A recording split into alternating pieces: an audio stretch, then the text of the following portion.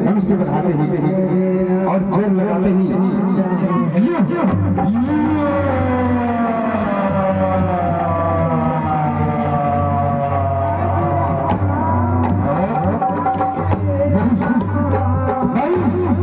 ऐसा कदापि नहीं हो सकता है, ऐसा कदापि नहीं हो सकता है।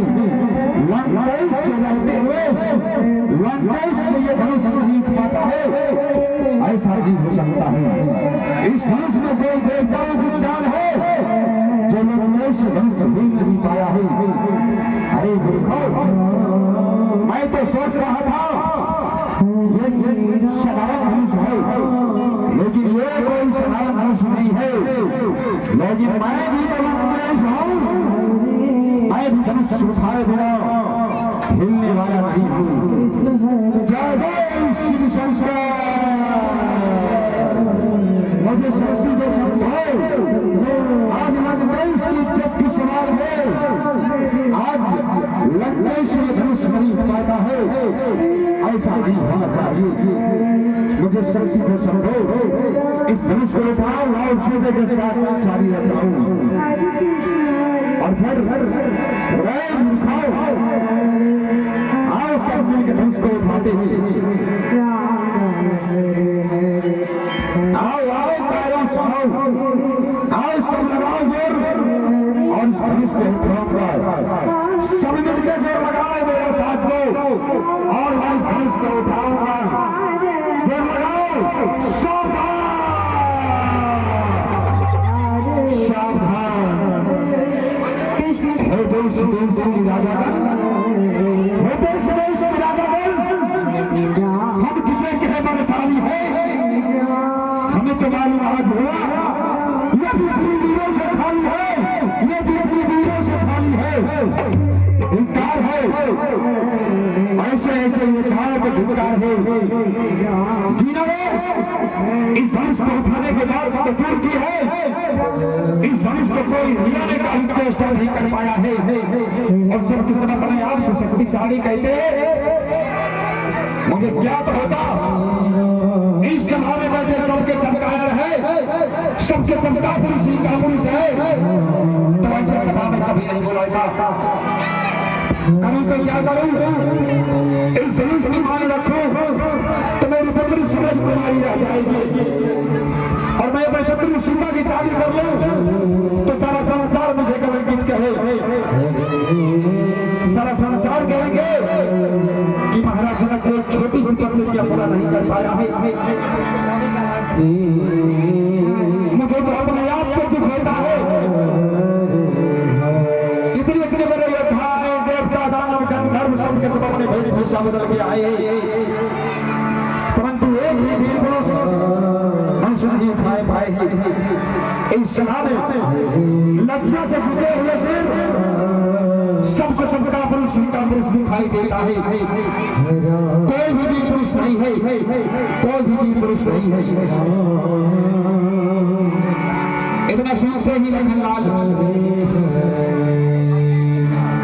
को खा होते कहते हैं महाराज सावधान हो जाइए, सावधान हो जाइए।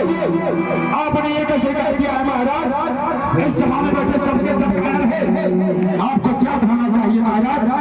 इस जमाने अयोध्या के राजा महाराज दशरथ के बड़े पुत्र राजा लखनलाल भी है, जहाँ पे एक क्षत्रिय रहता है किसी के लंका में रहता है महाराज। चलो चलो, ये धनुष क्या चीज है, ये धनुष क्या चीज है महाराज। चलो मैं पूरे ब्रह्मांड को इस तरह उछाल कर फेंको कि उसके टुकड़े टुकड़े कर दूं महाराज, उसके टुकड़े टुकड़े कर दो। ये धनुष क्या चीज है, ये धनुष क्या चीज है। मेरे भैया, मेरे गुरु मुझे आज्ञा दे, इसके मैं टुकड़े टुकड़े करके आपको चरणों में दूंगा। भैया आप मुझे आज्ञा दीजिए। भैया महाराज जनक जी पर क्या मैं 6 मिनट में पूरा करके दिखला दो। महाराज जनक ने जो हमें अनुचित बातें कही है उनको पूरा करके दिखला दो। भैया आप मुझे आज्ञा दीजिए।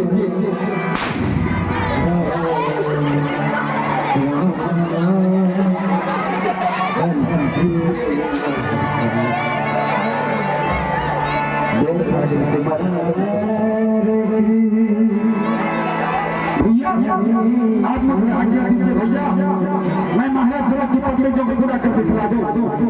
लखनलाल शांत हो जाओ। लखनलाल वीर पुरुष धैर्य से काम लेते हैं। लखनलाल इतने उतावले नहीं होते हैं।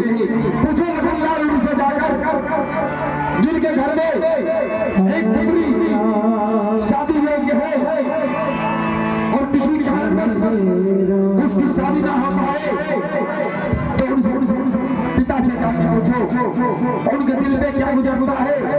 उन माता से जाके पूछो लखनलाल उनके ऊपर क्या गुजरता है जिनकी पुत्री की शादी होते होते हो जाए। यही बात महाराज जनक ने भी है। महाराज जनक का गुस्सा जाए लखनलाल। आओ लखनलाल अपने आसन पर बैठ जाओ।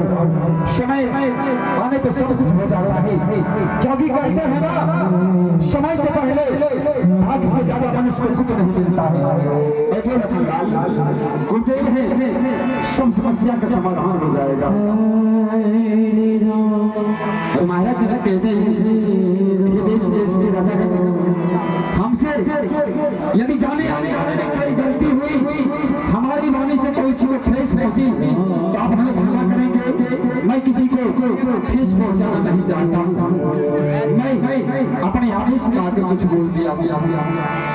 महाराज जनक निराशा की घोर सागर में डूबते हुए चिंता की घोर सागर में डूबते हुए अपने आसन से सर झुका के लठिया से बैठ जाते हैं और कुछ देर के लिए सारा माहौल सारे सभा में सन्नाटा छा जाते हैं और सबके सब धनुष की ओर देखते हैं और गोलेब की ओर देखते हैं।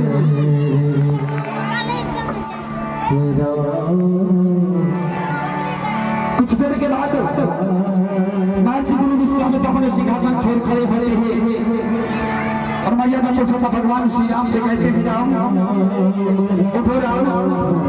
अब वो समय आ गया है महाराज जनक की प्रतिज्ञा को पूरा करने का क्योंकि समय से पहले कुछ नहीं होने वाले हैं और जितने भी देवता दानव गंधर्व इस धनुष को उठाने के लिए आए थे सबके सब अहंकार में जूझ थे और जिसको अहंकार हो जाता है किसी का उसका वो काम सफल नहीं हो पाता है।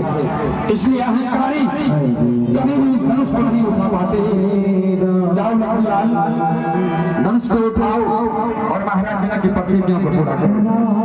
ठीक है गुरुदेव हमें आशीर्वाद दीजिए गुरुदेव तुम्हें आपकी आज्ञा का पालन कर सके। सदा खुश रहो सदा खुश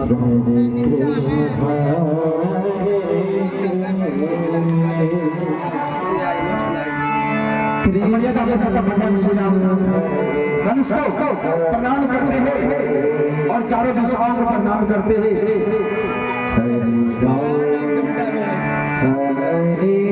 अपने माता पिता देवी देवता कुल गुरु के चरणों में प्रणाम करते हैं और अपने आराध्य को प्रणाम करके धनुष को उठाते हैं और धनुष को पेट के ऊपर मार देते हैं।